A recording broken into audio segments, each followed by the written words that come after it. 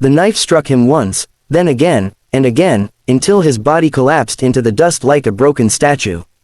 5 brutal stabs tore through his chest and side, yet even as the world darkened and blood poured from his wounds, he clung to one thought: she must live.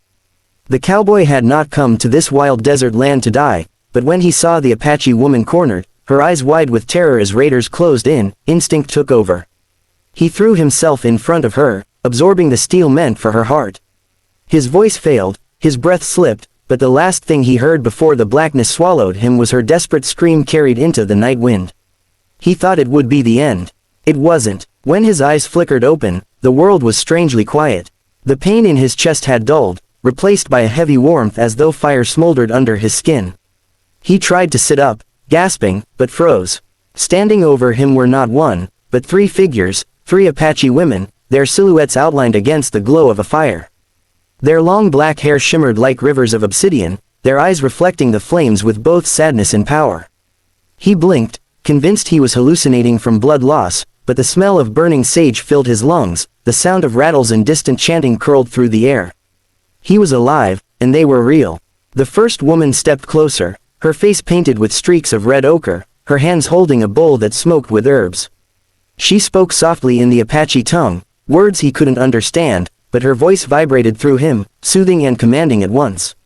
The second woman knelt by his side, pressing her palm over his wound. It should have hurt, but instead a strange heat surged through his body, knitting something unseen inside him. The third woman remained silent, tall and regal, her gaze locked onto his with an intensity that made his chest tighten more than the stab wounds ever had. He could barely breathe beneath the weight of their presence. Confusion clawed at his mind. Where was the woman he saved? Was she among them? His lips trembled as he tried to ask, but his voice came out as a rasp. The one with painted face bent close, her whisper brushing his ear like a secret carried by the wind. You are brave, cowboy. Too brave to die like a dog on the dirt. That is why we called you back. He shuddered. Called back. He had been dead. He felt it, the cold void tugging him away. Yet here he was, pulled into breath again by 3 women who looked like they belonged to another world entirely. The flames crackled higher, casting long shadows against the canyon walls. He realized they weren't in the open plains anymore. They had carried him, or perhaps dragged him, into a hidden place deep among the rocks, a place sacred and untouchable. Animal skins hung from the walls of a cave, drums sat in the corners, and on the ground around him, strange symbols had been drawn in white ash. His head spun. This wasn't just healing, it was ritual, ancient and powerful. He was caught between worlds, neither alive nor dead, held in balance by their will. You took 5 knives for our sister, the second woman said at last, her voice low and steady. She lifted her hand from his chest, and when he dared to glance down, he saw no torn flesh, no blood, only faint scars like pale lightning streaks across his skin. No man has ever done this for us. You bled to keep her alive, and so now, we bleed our power to keep you alive. He wanted to speak, to ask who they truly were, but her words rooted him in silence. He wasn't sure if gratitude or fear was the right response. The third woman finally broke her silence. She stepped forward, her height striking, her eyes like burning coal. Do not mistake what happened for mercy. You crossed into the land of the spirits, and we pulled you back. But this binds you to us. A man does not return from death without a cost. You are tied to us now, as much as the desert wind is tied to the sand. Her words weren't cruel, but they carried the weight of a judgment he couldn't escape. Jonathan felt his stomach tighten. Cost? What cost? He looked from one face to another, the reality sinking in. He had given his life for one Apache woman, but when he awoke, 3 stood before him. Were they spirits wearing human form? Were they the same woman split into 3, or 3 sisters woven from the same ancient bloodline? Nothing made sense, yet everything felt absolute, undeniable. The air thickened with incense, his chest rose and fell faster, and the rhythm of drums from deeper in the cave seemed to echo his own heartbeat.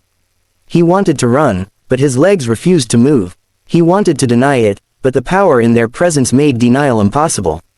The first woman raised the smoking bowl above his head, chanting words that rolled like thunder. Sparks from the fire danced toward the ceiling, illuminating her sharp features.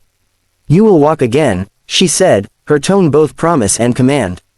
But not as you did before. You are no longer just a man. You are ours now. The second woman's hand touched his shoulder, grounding him, her warmth both frightening and strangely comforting. The third woman stared into his eyes as though she could see his soul unraveling. And in that instant, the cowboy realized his story had only begun. For every life taken, something must be given. For every man saved, a chain is forged. He thought dying would be the hardest part, but it was waking that would test him most. The fire burned lower now, casting the cave in softer light, but the weight of their eyes did not lift. The cowboy shifted, trying to sit up fully. His body felt lighter, stronger even, but there was a heaviness inside his chest that wasn't there before, like a second heartbeat that wasn't his. He looked at the three women, their presence a living force around him. The smell of sage and cedar clung to his clothes, even his blood smelled different now, richer somehow, tinged with smoke. "Who are you?" he finally whispered, his voice cracking like dry wood.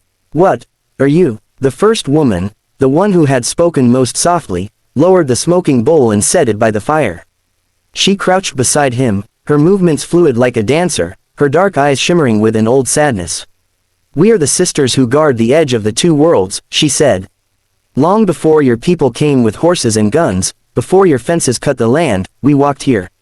One soul divided into three bodies, bound to the spirits of our ancestors. We protect what is sacred."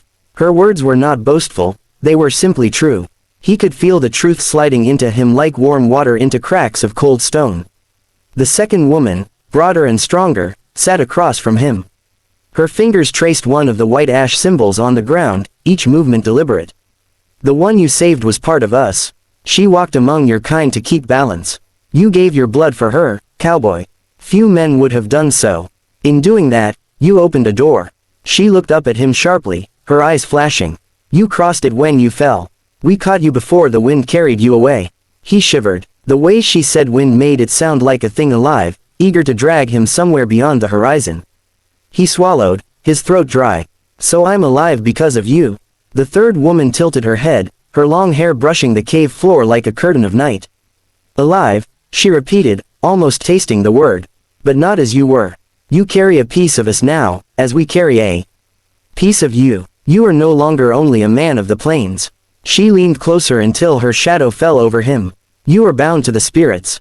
You are bound to us." Her breath smelled faintly of pine and earth, like the heart of the desert after rain. He trembled, feeling the air between them thicken with something electric. He wanted to run. He wanted to throw himself onto his horse and vanish into the horizon like every Western tale he'd ever lived.